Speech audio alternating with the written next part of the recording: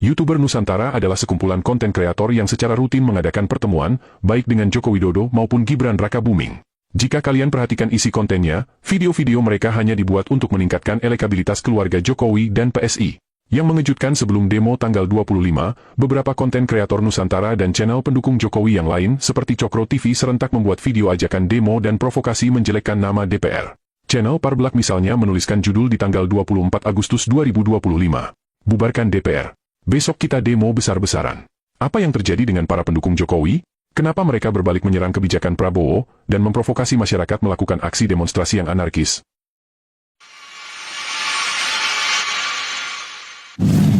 Berhenti aktivitas gitu ya. Gitu, tambahin. Oh, di Jana? Tambahin perdana. Oh enggak. Jadi gini, YouTuber Nusantara tidak mungkin bisa seperti ini tanpa adanya tol langit. Jangan lupa itu. Yes. Itu adalah buatan Bapak Joko yang luar biasa. Ya. Masih ingat wanita di tengah ini? Ya, benar, dia adalah Jati Erna Sahara, kader PSI yang menyerukan untuk lengserkan Presiden Prabowo. Harapan saya saat ini hanya pada Mas Gibran dan PSI. Jangan sekali-kali kecewakan saya dengan harapan. Karena harapan saya terhadap Bapak Prabowo sudah pupus. Saya tidak lagi percaya. Jangan coba bungkam suara saya, jangan coba suap saya. Jangan coba kalian ancam DJ. Jangan, ya. Karena saya tidak punya rasa takut secuil pun menghadapi kalian. Saya tidak punya rasa takut menghadapi hukum. Karena apa yang saya katakan, tidak ada yang melanggar hukum. Kalaupun saya menyuarakan untuk melengserkan Prabowo Subianto, itu ada alasannya. Karena Rangkaian peristiwa ini seolah sebuah benang merah yang jika diurai akan sampai pada demo berdarah saat ini. Mereka secara rutin mengadakan pertemuan di Solo. Jika Erna Jati Sahara secara terang-terangan menyerang Prabowo, para loyalis Jokowi yang lain yang tergabung dalam kelompok YouTuber Nusantara dan para kader PSI lebih memilih politik dua muka. Alih-alih menyerang Prabowo, mereka memancing kemarahan rakyat melalui isu kenaikan gaji DPR. Mereka tahu bahwa kenaikan tunjangan DPR bukan atas inisiatif DPR. Mereka tahu bahwa kenaikan tunjangan adalah kewenangan pemerintah.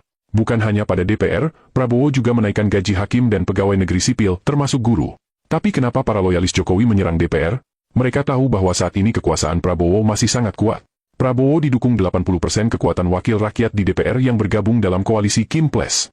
Jika mereka terang-terangan menyerang Prabowo, yang ada justru Prabowo akan menggunakan tangan kekuatan legislatif memberhentikan Gibran dan mengusir semua relawan termasuk para kader PSI di pemerintahan dan komisaris BUMN. Maka langkah pertama yang mereka lakukan adalah melumpuhkan DPR. Di berbagai media, mereka membodohi masyarakat seolah DPR bisa dibubarkan. Padahal kita tahu, dalam sebuah negara demokrasi, 3 pilar ini harus ada, yaitu unsur eksekutif atau pemerintah, yudikatif atau kekuasaan kehakiman dan legislatif atau wakil rakyat. Tanpa salah satu dari unsur ini, negara tidak layak disebut negara demokratis. Di masa lalu, dalam sistem kerajaan, wakil rakyat tidak dibutuhkan, karena pemegang kekuasaan satu-satunya adalah raja. Dan itulah yang terjadi jika DPR dibubarkan. Presiden bisa bertindak suka-suka hati, tanpa pengawasan legislatif. Framing kedua yang dibangun oleh para buzzer ini adalah DPR joget-joget ketika mendengar tunjangan mereka naik.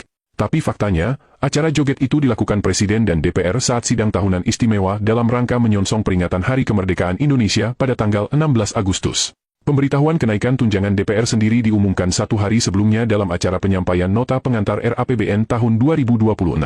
Maka yang menjadi pertanyaan kita adalah apa yang salah dengan acara joget di hari perayaan 17 Agustus? Bukankah Jokowi juga selalu melakukan itu setiap tahun? Kenapa Ade Armando dan para loyalis Jokowi tidak pernah kritik Iriana Jokowi yang joget setiap tahun?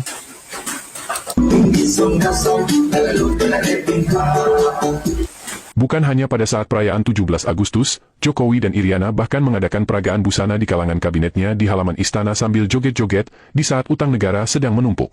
Tapi Ade Armando dan para loyalis Jokowi bungkam 1000 bahasa. Maka jika sekarang tiba-tiba mereka secara masif melakukan aksi provokasi menghasut rakyat melakukan demonstrasi besar-besaran membubarkan DPR, salahkah jika kemudian publik berasumsi bahwa agenda mereka sesungguhnya adalah menjatuhkan Prabowo, demi satu tujuan menempatkan anak Jokowi di kursi RI 1? Alasan mereka sebenarnya sangat tidak masuk akal. Dan itulah sebabnya, Badan Eksekutif Mahasiswa tidak mendukung gerakan mereka. Demo pertama tanggal 25 sebenarnya gagal total. Mereka lalu menumpang demo buruh pada tanggal 28. Dan disinilah anak buah Listio Sigit Prabowo, kepala kepolisian yang pernah jadi ajudan Jokowi memberikan andil yang besar. Kendaraan taktis polisi yang berlapis baja dengan sengaja dibawa melaju mengarah ke kerumunan massa. Seorang driver ojol yang malang, menjadi korban. Jika bagi sebagian besar rakyat Indonesia merasa prihatin, tapi bagi para penggagas demo, peristiwa ini adalah angin segar buat mereka. Kekuatan massa bertambah dan tingkat kemarahan pun meningkat. Dengan leluasa mereka membakar gedung DPRD, membakar pos polisi, melakukan penjarahan di toko-toko dan bahkan rumah anggota DPR. Terbaru, sebuah gedung bersejarah di Surabaya juga ikut dibakar. Apakah demo anarkis ini masih sesuai semangat reformasi sama seperti tahun 1998? Tentu saja jauh berbeda. Aksi demonstrasi tahun 98 yang dilakukan mahasiswa berhasil menguasai gedung DPRD di daerah dan DPR di Jakarta, tapi mereka tidak membakar gedung milik pemerintah karena mereka tahu gedung itu dibangun dengan menggunakan uang milik rakyat. Bumi hangus aksi demo antara tanggal 28 sampai tanggal 30 dan entah sampai kapan berakhir hanya bisa disamakan dengan aksi gerakan G30 SPKI di tahun 1965.